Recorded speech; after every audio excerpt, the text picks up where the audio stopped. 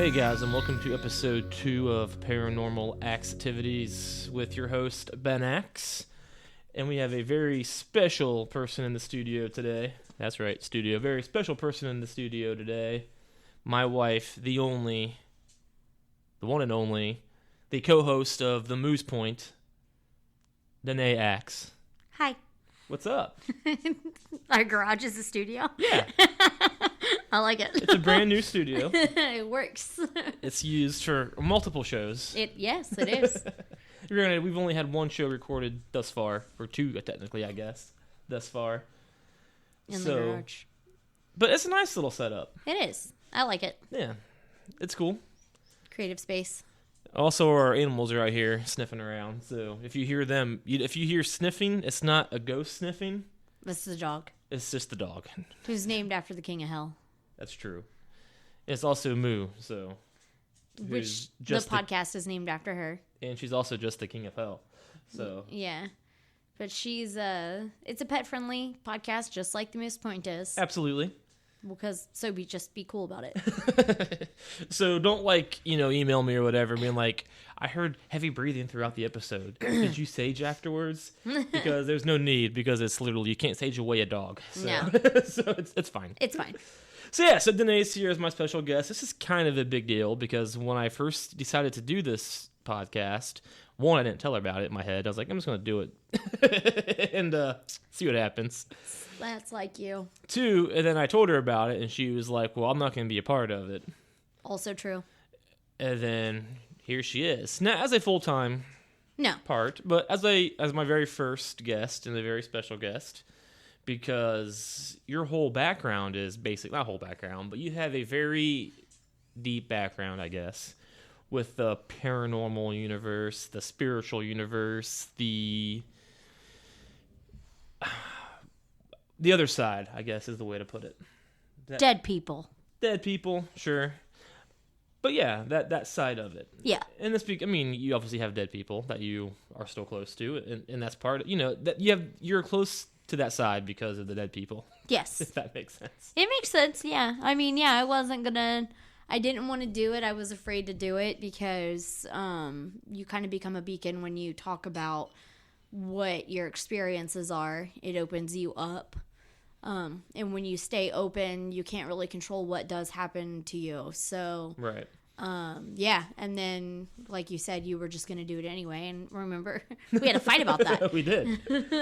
But but there's a reason though. Like I have a little connection to it too, and it's not from any dead person I know. I just feel like for whatever reason I have a little bit of Power. Gateway to that. I don't like using the word power. My sister says that. My sister says the word power, who will be a future guest on the show. But I don't like the word power because I'm not like Clark Kent in Smallville. Ability. Yeah. Which also Clark Kent in Smallville. But I'm open to it, I think is the word to use. Yeah. And I'm not as open as you, but I feel like I am open and shit happens and stuff, and there's a reason. And I decided to explore that. Yeah. However, we have taken the precautions. Yes. I have sage. I looked into the sage stuff. I'm not sure if I believe in the sage stuff, but I'm doing it regardless. You have to believe in the ritual. That's true. You have to believe in the power that you put behind the ritual. That's fair. And it creates a safe space. We also have an EMF reader that I'm going to have during every show, because one thing that I've learned through this whole process that you've told me, that I've read about, that I've heard from other people, is that just talking about this stuff is also a gateway and brings them in. Yes. And so using this little machine here, if it works, I don't know if it does or not, but if it works, we'll know. And we'll know to sage, and we'll know to get rid of it. Right? Right. So that's what it is. So basically, this is the whole point of this show is to not just talk about our ghost stories and, be like, oh, yeah, this story and this happened. This is Moo. She's on the table now. I don't know why she thinks she can do this, but she just took over the show. But this is the Moose Point kitten. But anyway, so this is not just about a ghost story. This whole show is to learn about what is a ghost or an entity or a spirit or a force, and to learn where they're coming from, what they're doing, connection is to it, where they're going, what the connection is, like, you know, the whole human nature of everything is why. And that's my point. Like, the whole thing with a ghost is why. What are you doing right now? Like, for example, I know I listened to another podcast called Haunted AF. That's a good show. I recommend it. But one of the hosts, she says that she has like an Indian haunting her house for whatever. She tells her story and stuff. My whole thing is, so what is that ghost doing at like 3 p.m. right now on a Tuesday? Like, you don't see it. It's not making noises. What's it doing when it's not making noises and doing stuff? Ask him. You know, that's what I'm saying. Like, because, I mean, and I'm not one that, I don't really believe in a haunted house either. You know, I don't think haunted houses are a thing, which is kind of contradictory to what I do believe in, because I believe in ghosts. I've been to Waverly Hills. I've seen ghost shit happen in houses, but I feel like ghosts can travel, right? I think it's people that are haunted. It's memory that is haunted, not place. Right. And I mean, you can feel a place and you can feel something attached to it, but it would be because something powerful happened there, in that location. So it's not place, it's memory. I'm sorry, the cat just tried to stop this recording. She hit a button on the keyboard and now it says to stop recording. Hit it again. So cancel that. All right. and I agree with that. This is what happens when you let the cat walk across the laptop. I know. And that's just, but you know, it's weird because, you know, you say, I don't believe in haunted houses, but if I go to this house, you see the ghost everybody else sees. But maybe that ghost just wants to stay there. You know, like the... their comfort. One of the most haunted places, they say, is the Lizzie Borden house. And I heard an audio tape, and it's pretty fucking damning. The person who went there, she has all of these connections with the spiritual world, you know, just like you do, I believe. And she was trying to catch some recordings of the spirits, and you can clearly hear somebody from the attic say, "Come up here." Like, she had to play it back, and you hear in like a weird man voice, "Come up here." I can't really deny that, so clearly that house is haunted, but by me saying I don't believe in haunted houses, it contradicts each other. So I want to know why a ghost is in that location, why it chooses to stay there or is forced to stay there. I don't know the answer to that, and try to figure out what's really going on. That's the point of the show, and I think you're a person that could really help connect that bridge. Okay. You know what I mean? Yeah. Because I mean, you know stuff. So let's just talk about you for a second. So tell me your background a little bit. You don't have to overshare if you don't want to. You don't have to undershare if you don't want to. You can say whatever you want to say, and then we'll just branch out from that. So, if that makes sense. So where do you want me to start? What do you mean? I mean, so like, do you remember your first ghostly experience? I'm trying to remember. I think I've always had feelings, you know, right. Like you can feel stuff. I don't know how to explain it. It's like how you just know. I've kind of tried to explain this to you before. It's like how you know what your favorite color is. Right. Or how you know when you're looking at something, this is blue, or this is green, or this is whatever. There are things that I can I just know them, you know, like right. that. Like looking at you, you know, I see you, but I can also know something else. And I've always kind of been able to do that. Right. So I think the proper term for that would be like a medium. I don't know. Or a psychic. I don't want to say the word psychic. I think psychic is I've been in situations where people like that have said that I have that gift. Yes. But I haven't really explored it on my own or done any kind of like self-educating on it or anything. It's just something that I just accept. Right. Like how you can, not everybody uses 100% of their mind. I just feel like maybe I can tap into a little bit more than some other people can. Right. And because you're just being open to that world. Right. Yeah. And I really can't remember when it's just, I've always been able to just know stuff. Okay. That's fair. So then, do you have an experience or an event, I guess, where it was beyond just knowing a situation to where, like, you actually heard, you know, the more stereotypical ghost story stuff, like doors slamming, lights turning on and off, hearing weird noises, yes, that kind of stuff. when I was in high school, I was talking to one of my friends. I went to high school in a very haunted town. Actually, it's in a lot of those haunted Ohio books. What town was it? West Alexandria. And that's in West Alexandria, Ohio? Yeah. Okay. Preble County. That's where the crying bridge is, where if you go over the bridge at whatever time, you can hear baby cry or whatever. I mean, St. Mary's had that same thing. We had it was called Crybaby Bridge. We had a crybaby bridge. We had one of them. But people would come there from out of town because there were haunted places. And even at Wright State, I was a student there, and I had to take a creative writing class as part of my English major, and somebody wrote a haunted ghost story that took place there based on ghost stories that they had heard growing up in a completely different town. Oh, yeah. That's pretty cool. Yeah. So, actually, I have a copy of it in the living room. Nice. But, of course you do. You have a copy of the fucking Wizard of Oz or Land of Oz map. I do. So, of course you have. Of course I have that. But yeah, so it's when I was in high school, there was a girl that also I think was a lot more open. The thing with me is that I knew I could do this, but it always kind of freaked me out a little bit. So I tried to put a wall between me and whatever that was. Right. And I've done the exact same thing. Right. So it's like, I knew it wasn't completely normal. I knew that not everybody does it. So I felt other than and would put a wall up between me and that experience. And my friend was fascinated by the fact that she could do it, which I find a lot of people are. Yeah. And that's not necessarily safe because Sure. you don't know what you're doing. Sure. And we talked to,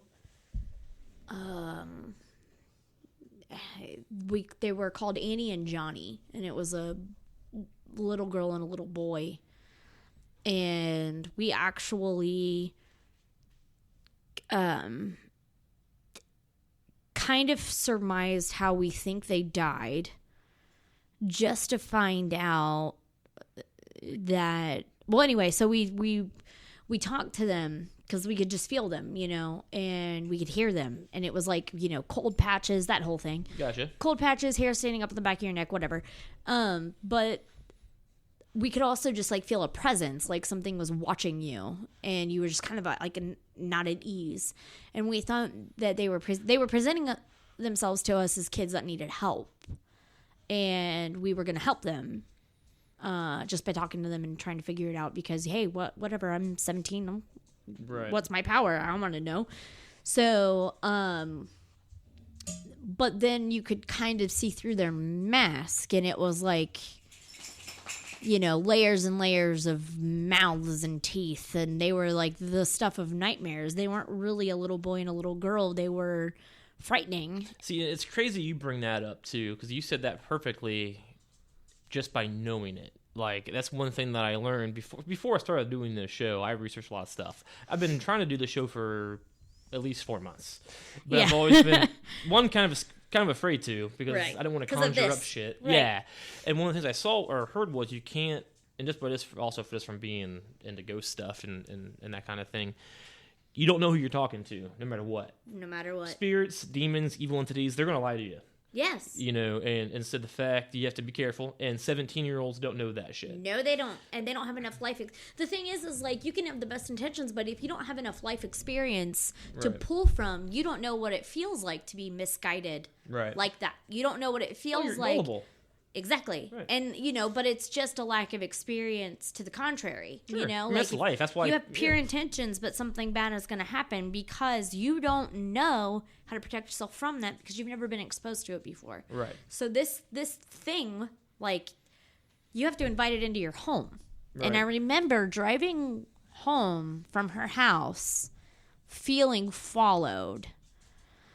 And, like, seeing things out of the corner of my eye. And, it was dark, of course. And, it's a small town and it's country roads and whatever. But I just remember that, just, like, ominous feeling of, like, dark pulling all around you, creeping in, inside of you. And getting into my house, like, I opened the door and I went to go in and I could feel it hesitating behind me. And I was like, are you coming? Come on in. And I invited it into my home. Oh, yeah. And that's when things started to go crazy. Like, I was blow drying my hair for school in the morning. Like, took a shower, I was blow drying my hair, and it flipped itself over my shoulder. And I saw fingers running through it. I remember you telling me that before. Yeah, and I would be laying in bed, and I would see under my blankets, and there would be an indent of a body next to me. Fuck that. Yeah, you told me that too. Fuck that. And Fuck so that all day. At that point in time in my life, my stepdad at the time was a son of a Pentecostal preacher. She was my grandmother. Oh, yeah. Step-grandmother. But he called her, and we blessed the house over the phone because she lived in Florida. And the house, we had a landline, and it was cordless, but it was staticky on the phone. I had a phone, and he had a phone, and she would guide us through the home, telling us what to pray over or whatever. Oh, yeah. And then it started staticking on the phone. The connection would get staticky. Right. That doesn't happen. No. I don't know how to explain that because, like, now we don't use landlines anymore, but that didn't happen. No, landlines are pretty solid. You could use a landline without the power being on. Like exactly. The power could go on. You could still talk on the phone. Right. That's what was happening. Like, the lights would flicker on and off, and she would guide us through the home to tell us, like, what to pray over or whatever. And they kept trying to get the call to drop on this landline. And it would get so bad to where she would have to yell over this interference to tell us what to do. And that was pretty violent of it. I mean, like, he got holy oil and, like, anointed the house. Oh, yeah. Yes. So with that, kind of going back a minute here, one of the things I want to do is figure out why that happened or how that happens. And one way to explore that is you said you have to let him in.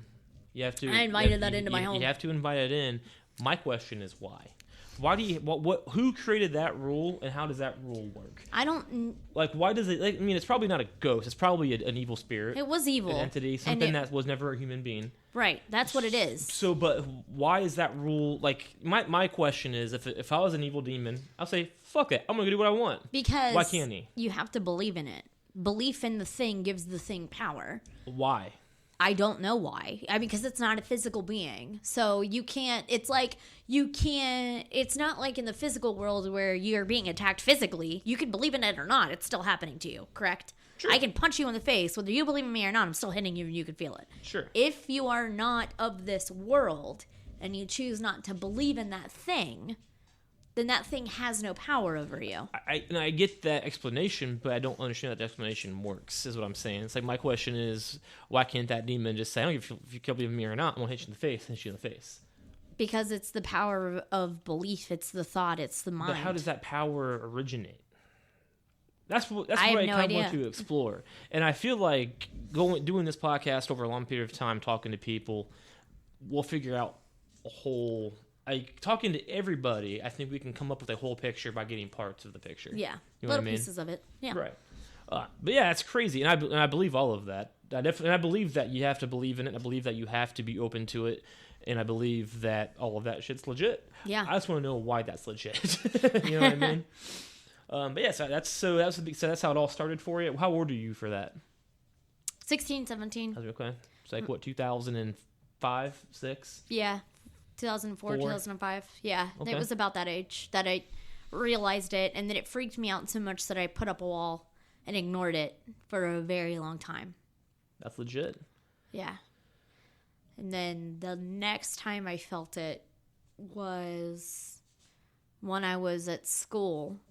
I was in a philosophy class at Wright State, and there was a girl there who had mentioned, for whatever reason, part of our discussion in class, that her brother had passed away. And then like I know that you were wearing a blue shirt. Something came to me and told me, tell my sister, I'm here. Tell her I love her. Tell her I miss her. And I was like, nope. Snoped out of there. I'm super not doing that. No, thank you. And I actually ended up failing that class. I got so freaked out by the experience, I stopped going to class. I avoided that girl. Oh, yeah. That's pretty crazy. I did not want to be around that. I skipped my midterm. I skipped my final. I didn't even have the courage to drop the class. I just stopped going. Didn't acknowledge it at all. Had to retake it at Sinclair. That's crazy. But she, I can remember what she looks like and everything, and I feel like her brother's name was like David or something like that. But he told me his name. He tried to tell me something about swimming. He was giving me details to talk to her to make her believe me. And I was like, that's nuts. No. Peace. Right. And a couple of experiences of that, and the TV in the living room. I was living at home and commuting to school. The TV in the living room broke. It was turning itself on and off in the middle of the night. And it happened to where it was like, I thought my parents were leaving the TV on and going to bed and not turning it off, even though it was very unlike them. Right. And they thought I was doing the same, even though it was not like me to do that. So we just kept thinking somebody, and then it came up like, hey, you left the TV on again. And I, got up to go to the bathroom, and I saw that it was on, so I turned it off, at 3 a.m. or whatever. And they were like, I turned it off. And then they started paying attention to it, and the TV was turning itself on and off, on and off, on and off. So they had to buy a new TV. That's insane. Yeah. And that happened to us a couple of times in our old apartment, that our TV would just turn on by itself. Yes. Turn off by itself. I mean, it wasn't like every day, but every once in a while. Yep. Like we'd be sitting there talking, and it would just do it. What I pull from that is that brothers like electronics. Yeah. Because I have a little brother that passed away after that story. My brother passed away, and he messes with electronics. I mean, I think, and that's just the internet. That's why this is what we have here is an EMF reader, and it it picks up on that. Picks up energy, and so I feel like spirits of deceased people have that energy, and they can. And that's what they like it, because they can actually connect with it, utilize it. Right. So they can turn off TVs, they can flicker lights, they can do weird shit with electronics because it's the same kind of energy. Right. Yes. So yeah. Yeah. Yeah. It makes sense when you do that. So like my original story, my first time experiencing whatever it was, that was my high school thing. But then later on in life, a few years after that, is when that girl's brother tried to talk to me, to get me to talk to her. I wish I would have had the courage to do it, but I didn't. It's a weird thing. I mean, it's always, you can't go up to somebody and be like, oh, hey, your deceased person that you love is telling me stuff. I tried to do that with your dad over Christmas. He's not going to react. He didn't want to hear it. No, and it's like watching the movie Ghost with Whoopi Goldberg. Right. It's the same idea. Yeah. People don't want to hear that shit. They don't want to hear it. So I understand. You think they want to because you're filled with this warmth because of the love that's being shared with you. Right. But once it gets real, and I get that completely. And my sister even asked me that shit. I get awkward because she says she goes to these psychics and mediums and stuff. Yeah. And she'll try to bring up my grandmother who passed away when I was, whatever. 14, you said. Yeah, it was 2001, however it was back then. But, like, I don't want to hear it. Like, it's not. When it comes Why don't you, though? I don't know. Because if you told me that you could talk to my mom or my brother, I'd want to hear that. It's just, for me, it's different. I put up walls and stuff. And I'm into this ghost stuff, but when it gets real, when the subject, which is what aggravates me, when it gets too real for you, don't like it. It's when the subject revolves around me. Right. That's what I don't like. Now, if it revolves around you or somebody else, it's super interesting. I'm all about it. You're intrigued. But I don't want to be the subject. I want to be observing the subject. Whatever. That's what that is. Well, that's why I agreed to do this episode, because I think that we have enough shared experience for you to kind of feel like figuring out how to interview and navigate these conversations in a way that's respectful and comfortable. Right. I mean, not to brag, but I was a professional investigator for years, so. Of a different sort. Of a different subject, but. Right. But yeah, so I mean, it's just, I agree. It's interesting.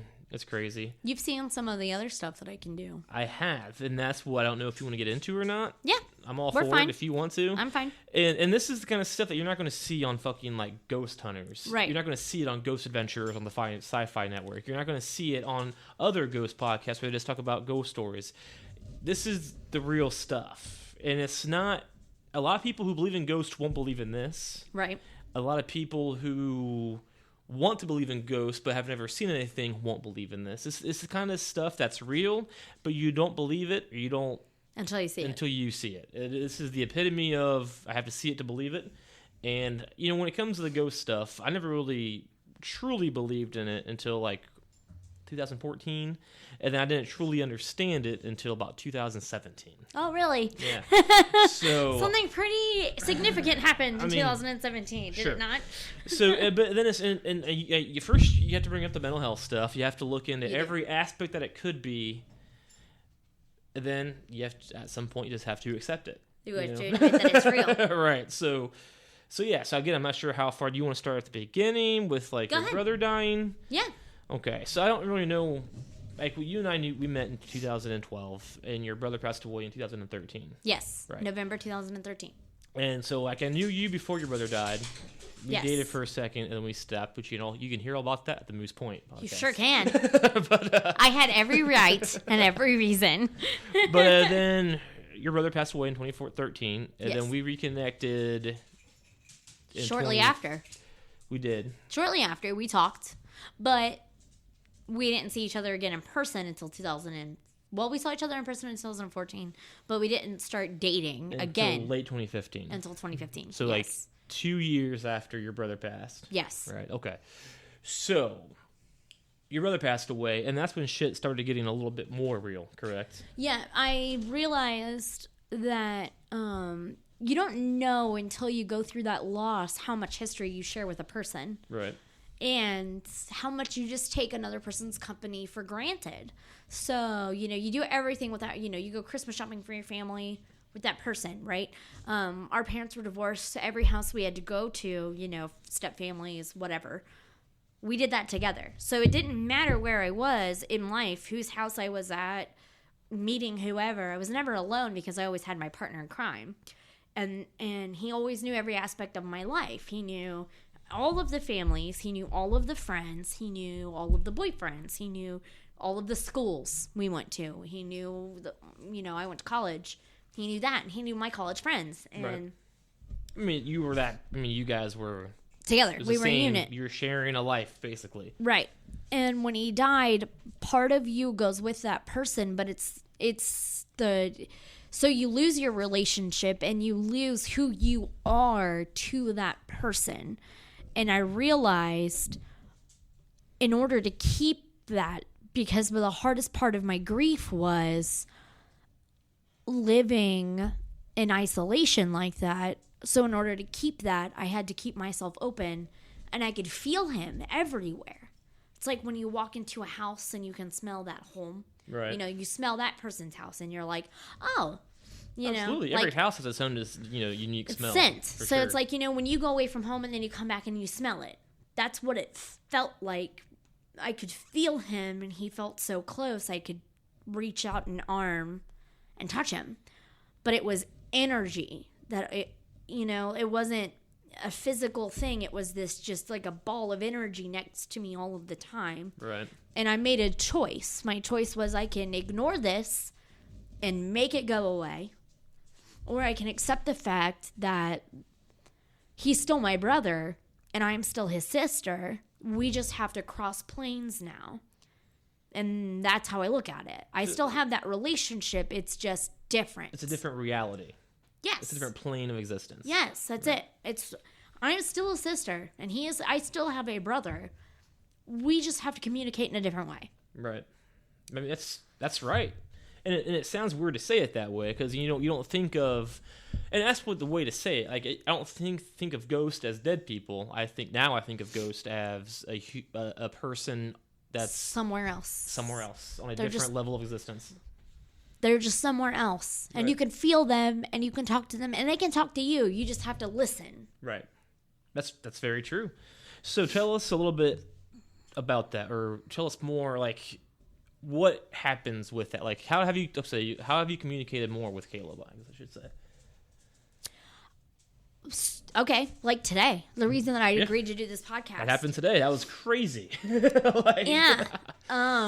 You were bringing the Wii. We had the Wii in the theater room closet, because that's where we put all of our games when we first moved in. Yep. And, we just never hooked it up for whatever reason. We never had to. We never had the time. Well, desire. It's Saturday today, and it's, the coronavirus craziness. Scare, national we're- emergency. Yeah. We have no idea what the fate of our nation is and our life is and whatever else is going on. So we're just hanging out at home today, not really doing anything, and we were sitting there just watching TV, and I'm anxious, I'm bored, We want to play Mario. Yeah, and we saw a Mario pop up on Facebook, Yeah. and we were like, hey, I kind of want to play Mario now. I was like, we have the Wii upstairs, so Go get it. I go get it, and I bring it down, and that was you and Caleb's Wii, correct? Mine, and we played mine, and it was my first. Caleb was so proud of me. I bought a gaming system. Oh hell yeah! Yeah, like I had it. So that makes sense. So you bought it yourself for the first time, right? He was always the gamer growing up. at the Kmart I met you at. Hell yeah! So you were the gamer, or he was the gamer. He was the gamer. and you bought your first system, which was the Wii. Independently from him, because Right. he was in Germany at the time. He was stationed in Germany. He was in the army. There you go. So he was away from me, and I got the Wii, and he was very excited that I got myself a game to system. play. Yeah, a gaming system.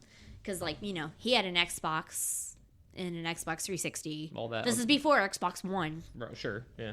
Shortly, but it was. And he had the PlayStation, and it was PlayStation 2. He gave it to me when he went Yeah, overseas. I'm just still in this house. Yeah, so he was very proud of me and excited for me that I got myself a system, and so you were bringing it downstairs so we could play Mario, and Caleb and I had played Mario together on it whenever he came home on leave, and we were going to play together, and So have you guys ever played Mario together on there? yeah, we had. Okay. The first world, the first that I won't delete, that was I Caleb. Me gotcha. and Caleb played that. All right. So the smoke detector started chirping. Like, and just to set the tone to make it sound like more than just a dead battery in a smoke detector, it wasn't going off at all before today. We haven't cooked. We haven't done anything to make it go off. Yeah, it's a dead battery, sure. But I just reset it and it stopped going off. It's the same battery. It's the same battery. Same battery. Oh, okay. I don't have any replacement batteries, so I just hit the reset button and it hasn't gone off since. But the coincidence is unreal. It's the middle of the day on Saturday. At the time, what time is it now? It was probably around 1 o'clock. No, it was 11. 11 o'clock. It was like It 11:30. was 11:30, and we had been up for a while. We got up at 7, Yeah. watching TV. I literally went up there, found it. As soon as I walked downstairs and sat it down on the table, Like carried it to me, said, "I found your Wii. put Let's it play down. Mario." Beep. And what's the first thing I said? Dewey? Yeah. Is his nickname Dewey? I mean, it was the exact that time is unreal. Yeah. Like you couldn't plan that. Like, you know what I mean? It was crazy.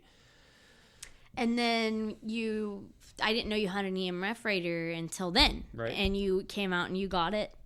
And it I lit said, up. "Hi, Dewey," and it lit up all bars. Oh yeah, with not being around any electronics, I even tested it so I know. It was by the front door. Yeah, it was. It was by the front door. And our phones are like, I tested when I got this thing. I tested it around to make sure I know how close it has to be to electronics for it to light up and stuff. Like I know how this shit works. And yeah, it lit up by itself when you called out for Dewey. And Yeah. it stopped because I started to tear up, and he doesn't like it when I cry. Right. But so that's how that works. And the first time after he died, I just remember you want to talk to that person because it's overwhelming when somebody dies, so you got to do all of that prep work. You got to pick out the clothes, right? And you got to pick out the casket. You got to pick out like all these pictures and stuff. And then they make a DVD to play, in the background. And you have to pick out 40 pictures out of all of those pictures. You have to pick Sure. out a top 40 to play on that DVD. And then there's the music and the speeches and who's going to give the speeches and where are people going to sit and what are they going to wear and whatever. And everybody has an opinion. And all of a sudden, all of these people come out of the woodwork to talk about how important they are to this deceased person. Yep. And that's the biggest thing that is the most annoying thing is that when somebody dies, all of these people come crawling out of the woodwork to talk about how important they are to the dead person. That's absolutely correct. And it's frustrating. Sure. Yeah, that would be absolutely frustrating. And I just remember the person I would have talked shit with just happened to be the person that I was burying. Right. But reaching out for him, and he came to me nervous And he was like afraid to make me cry. He didn't want to hurt me. And he was like, if you're okay, I'll stay. And I was like, don't leave me. And that's how it started with him. So right after he died was basically when it started? Minutes. Yeah. Minutes. When I saw him, we saw his body. And it was probably the worst thing that you could do, right? If you could imagine. We go to this person's home, and he's laying on the floor. So it's me and my mom and my stepfather, and we walk up to this house, and this people, it was like a friend of his. He drove his car out there because he just bought the car, and he went to a party, and he spent the night, and he just did not wake up. And at 8 a.m, earlier than that, my mom got the call. And I was at work, and my stepdad came to get me, and I got in the car, and I just remember knowing something awful happened. And I said, please, I didn't say what happened. I said, tell me it's not my mom. And he couldn't answer me. And before he put the car in drive, I was like, answer me. Who is it? And he said, it's a Dewey. And I said, he was just in an accident, right? We're going to the hospital. And in my head, we're just going to go to the hospital. Everything's fine. No big deal. And he said he passed. And I said, nah. And that's the last thing I said for like 15 hours. I didn't speak. And we went back to the house and we picked Mom up. And we drove out to this lady's house. And it was like, mom of a friend or whatever. And there were cops there. And there was an ambulance. And we walked up to the back door. And I took a step back and I leaned up against a tree in the yard. And my mom, the guy was telling my mom, you're going to want to touch the body. Don't touch the body. You're going to want to do that. And he kept saying, my brother was the body. You don't want to. And the whole time I'm thinking, like, this is a mistake. This isn't going to be Caleb. This is going to be somebody else, whatever. Like, this is so stupid. We're in the wrong. This is not it, Right. I have a whole line in my head of like how they're wrong and how stupid they are, and I'm just feeling bad for the family that this is happening to, because it's definitely not happening to me. And my mom's doing this with her hands where she's telling them to hurry up and finish talking so that they can get out of her way. Right. And she leans into the room and she screams. And my knees buckled, and I caught myself, and I watched the birds take off that were startled by her screaming. And then I said I didn't talk for 15 hours. It was more like an hour and a half. No, I mean, same thing. Yeah. I get that. I walked up to the house and I said, can I see him? And they said, what's your relationship to him? And I said, I'm his sister. And I saw him. And immediately, I could see him on the floor. But at the same time, he was standing in front of me. He was saying, keep it together. Do not do this right now. Now is not the time for you to break down. Mom needs you. Keep it together. So can you explain that a little bit? I'm not trying to No. interrupt, but so you see him laying there. Yeah. And then you see him standing there talking to you. So did you physically see him? Or you just feel him?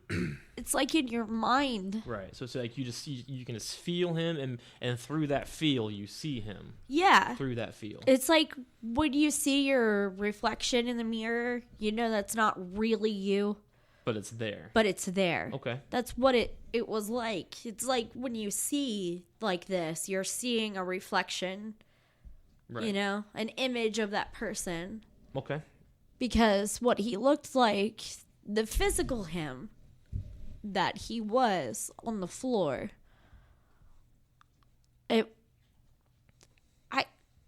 I know that that was his body. But you don't realize until that body isn't animated that a person is not their body. Right. Yeah, they are not. They're what is inside of them. So whatever it lived inside of him was in front of me saying, do not do this right now. Now is not the time. Mom needs you to be strong. So I said, okay.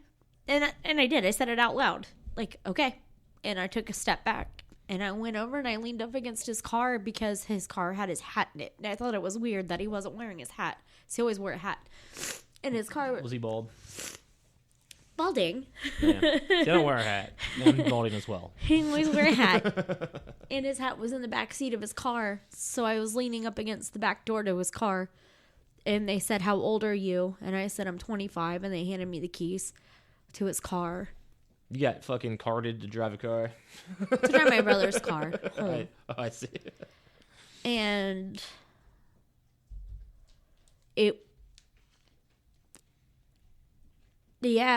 so I didn't want to lose that. And when I watched them take him out of the house on the gurney in the bag and lift him into the ambulance and drive away. And I just remember that feeling was not... I mean, it was weird because I wanted to be wherever he was physically, right? So I did not like the fact that he was somewhere away from me and that I couldn't go with him and be with him every minute. It's like, you know, when your loved one is in the hospital, you want to go to the hospital and you want to be with them. You don't want them to be alone. Absolutely. It was like that. I wanted to be with him, even though I knew I wasn't supposed to be. And that's where I wanted to be. But he was talking to me, like I could hear him all throughout it, just telling me not to cry. I didn't cry for like 5 months. I didn't cry until I got the shingles. Because I was holding my feelings inside. So the question is, did you cry because of the shingles, or... I got you. Right. But so that's crazy. So, I mean, and that's the real side of death, first of all. I mean, that's... people don't want to say. It's, yeah. I mean, that's crazy. And it's... Yeah. Fuck that. So, that happened, and obviously, there's a strong connection there. Very strong. And that power, and that's the thing, is the stronger that connection, the more power there is, the more energy there is, and the more you're going to be a part of that energy. Yeah. So what happened after that? So you saw, you heard him say, hold it together for your mom. Yes. Which you did at the funeral. So then tell us some stuff that happened after that regarding your brother. And I have my own stories with your brother, which I'll get into here later. But, that motherfucker owes me a PS3. Anyway. When he shows up very big. Yeah. He's a very big positive presence. At his funeral, I have his Iron Maiden lighter. It's a Zippo. And he put the flint on backwards. So you shouldn't be able to light it. And I was going to hand it to somebody to hold during his funeral just so that they could have a little piece of him with them while we were saying our final goodbyes. And I was like, look, it doesn't even work, see? And I flicked it, and it lit in a flame the size of my hand, like the length of my hand, width of a finger. Right. With the length of a finger, came out of it. And it was like, holy shit, scared the shit out of me. There were 3 people standing next to me when I did it. Friends of mine can tell you this happened. Right. It was crazy, right? There was another time. I'm afraid of birds. So stupid thing to be afraid of. But I'm afraid of birds. I'm afraid of birds, dude. Birds freak me out. Alfred Hitchcock made a movie about birds. Right. That's a common figure people don't talk about. It's fine. Okay, perfect. I'm terrified of birds. They freak me out. That's it. My bedroom window, there was a tap, tap, tap, tap, tap, tap, tap, tap, tap, tap, tap, tap, tap, tap. So I went And I don't know why I decided to do this, but I went to the front door and I opened the door because I was like, the front door and my bedroom window are on the same side of the house. See, that's interesting too. Here's just to throw this out there. You did it, and you don't know why you did it. Yeah. You just did it. I did it because I was like, what the fuck is that? And that's a common theme too that I've learned from like researching this kind of thing and just from my own personal experiences. When it revolves around something that's not negative, you do things that you wouldn't typically do. Yeah. Just because. Right. And if you think about it, like, why did I do that? That was fucking dumb. But you do it. You do it. I opened that damn door. I let a bird in my house. A bird flew over my head, into my house, into the living room. And, Mom and stepdad are in there. Why did you open the fucking door? There's a fucking bird in the house. Which doesn't happen. What the fuck are we going to do? You open a door 6 times a day and a bird come flying into your house. Immediately, I was like, Dewey, what the fuck, man? And the fucker was flying around the house. In my house. He knows I'm terrified of birds. Sicks a bird on me. That damn bird was tapping on my bedroom window, and then I opened the door and it flew into my house. And it's also funny you talk about birds with Dewey because from other, this is twice now. I don't mean to do this, but I'm doing it anyway because it's relevant. But the Haunted AF podcast I listen to, they talk about ghost stories, and a lot of these stories have birds. And one of the hosts even says that while she was editing, birds kept flying into her window in front of her. Oh, that's so weird. So, I don't understand the connection between birds and the paranormal, but apparently birds are very susceptible to the paranormal. That's funny. I mean, it's crazy. Yeah. And you're not it's not just you, it's not just them. If you look up ghost stories, you will hear and see a lot of birds flying into windows, a lot of birds flying into houses. Yeah, the bird full on came into my home. And then so here's what happened. I had an iPod. It was a 160 gig iPod. iPod Classic. I bought it for myself, and somebody tried to steal it, and they dropped it in water or whatever. I ended up back with it back, but it didn't work unless it was plugged into a charger, and then it just full on quit working altogether. That sucks. Yeah, it really upset me. It had my entire fucking library on it. And if you guys don't know Dena personally, but if you did, you'd be like, damn. Yeah. How that's how you create a murderer. It is how you create a murderer. You are correct. That was the most vile thing you could do. Right. So anyway, my brother was really jealous about the fact that I had an iPod. And I might have given him my broken iPod. Jesus. With a note that said, haha, it doesn't work. Bitch. With my least favorite pair of headphones. Haha. Dang. Talk about hand-me-downs. I know. And I put it in the breast pocket.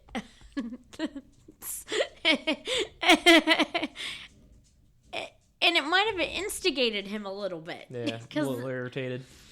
Because from then on, it just felt like prank after prank after prank. This bird gets sicked on me in my home. We went out and we would always put out a Christmas tree for him at the cemetery and decorate it with these solar lights. It was just a little tree. Right. And probably about the size of, this bottle of wine.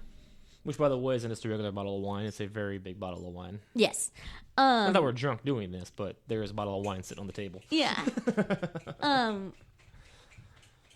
But I was making some kind of a joke about him having a tree, being center of attention is always, the favorite, the little brother, whatever, because it was me and my mom. I'm a younger brother. I totally get that. Yeah. I'm all about the attention. Making some kind of sarcastic joke to my mom just to get her to laugh while we were out there doing the saddest thing you could imagine. Right. In a snow-covered cemetery in the middle of December. That's key word. If this is the story that I think it is, snow-covered is a key word there. It's cold. It's cold. Right. The ground is hard. Right. That's the same story I'm thinking of then. So, yeah. And I sunk in his grave, 1 foot sunk to my knee. And it felt like I was being pulled. It felt like somebody grabbed my foot and pulled me. Which is kind of horrifying. It was absolutely terrifying. My mom said that I pulled myself up out of the ground and screamed, "Let go of me, Caleb. That's not funny." And see, now, outside looking in, that sounds crazy. It's terrifying, right? But it was my little brother getting me back for giving him a broken iPod with piece of shit headphones. How old was he when you gave him those headphones and iPod? 23. So not too long before he died. How old was he when he died? No, I'm sorry. I gave it to him in his casket. Oh, I didn't realize that. I thought it was like right before he died. No. Oh. I put it in the breast pocket of the uniform he was buried in. So they're on him. Tapped him and said, "Ha ha." They're on him right now. Yes. So he's down there listening to shitty music on shitty headphones. Yep. That's what's happening. Well, you deserve that then. I gave him a dead iPod and said, you're dead too. I won't miss these headphones. Thanks. I guess I know what to expect when I die. Goddamn. I know. So because of that, you think he pulls you into the ground a little bit in December on a snow-covered ground? Yes, and sicked a bird on me. And Yeah, because it's a prank. Sure. He got me back, dude.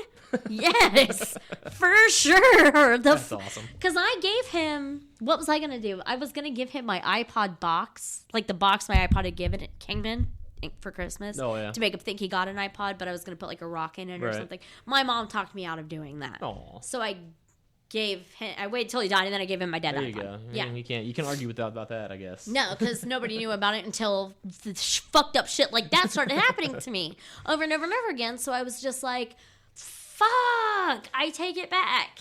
So here's what I gather from the stories that I know thus far. Yes. Dewey's kind of an asshole. Yeah.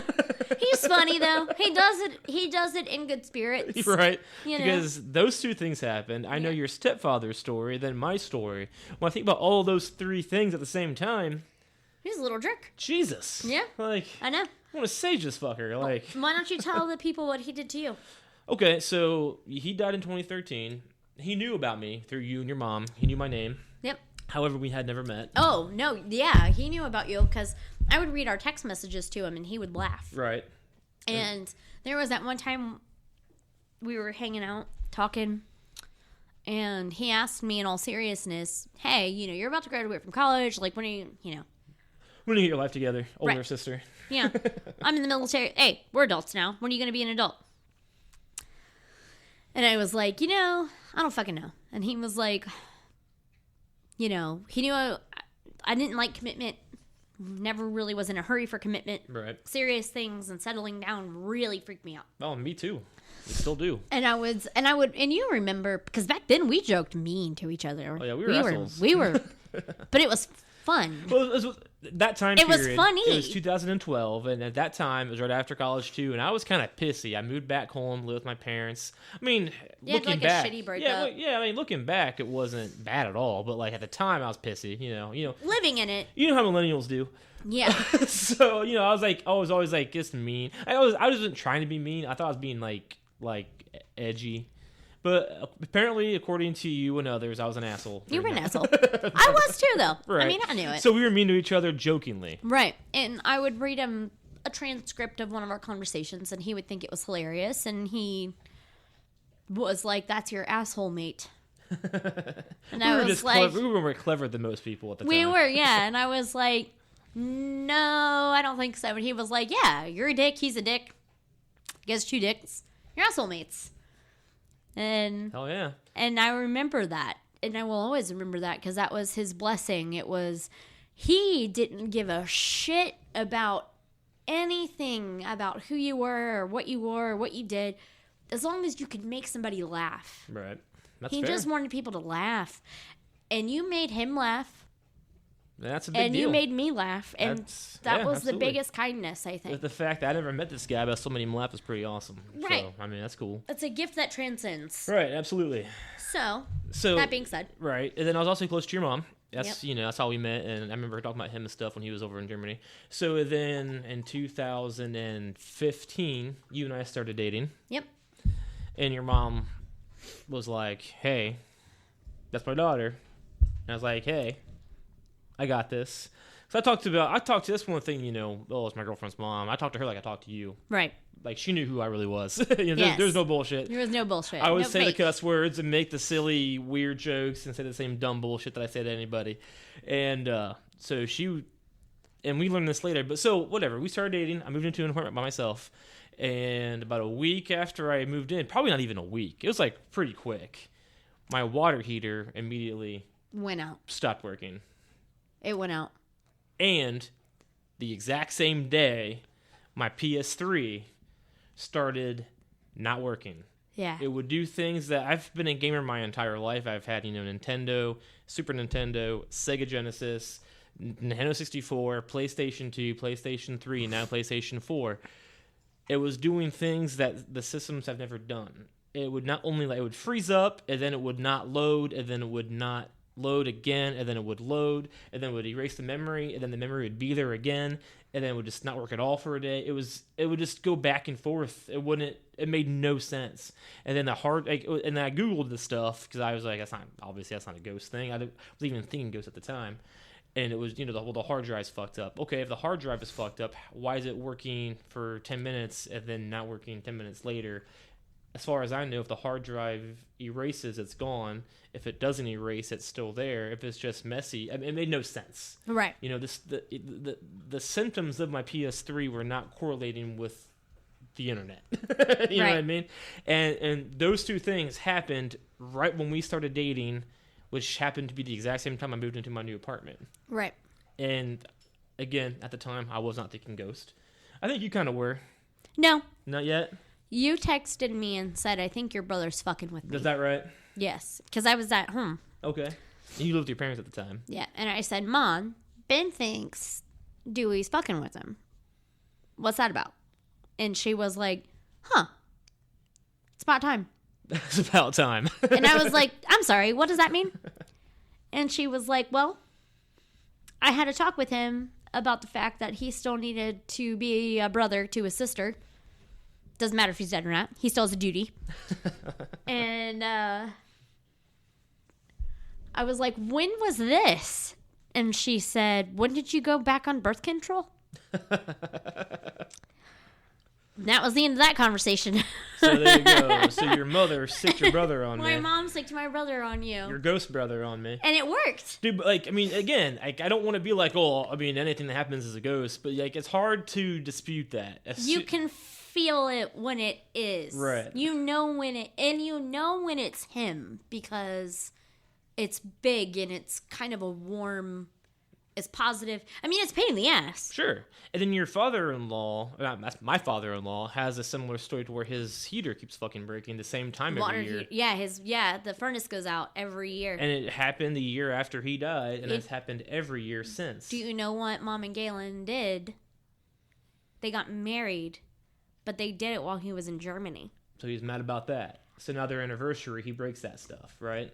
Every Christmas. There you go. So, okay, every holiday. That's the time that he would come home. I gotcha. Every Christmas, he would come home. So when he should be there is when Correct. it's happening. Yeah, when he's kind of gently letting him know, hey, I wanted to be here for this. Which I knew he did. So he likes to break shit. He loves to break shit. He loves breaking shit.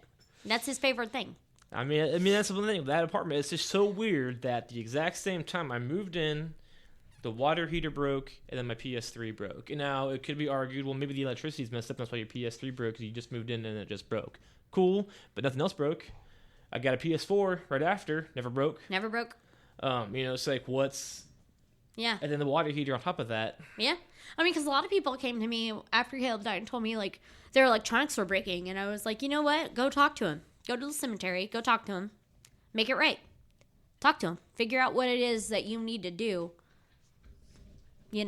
Confront that and see what that is, because that's fair. It's true. So I feel like with your brother's presence, now I feel like I don't know this as a fact, but I feel like every entity or every spirit that used to be human, that's the politically correct way of saying it, I feel like they connect in their own ways. They do.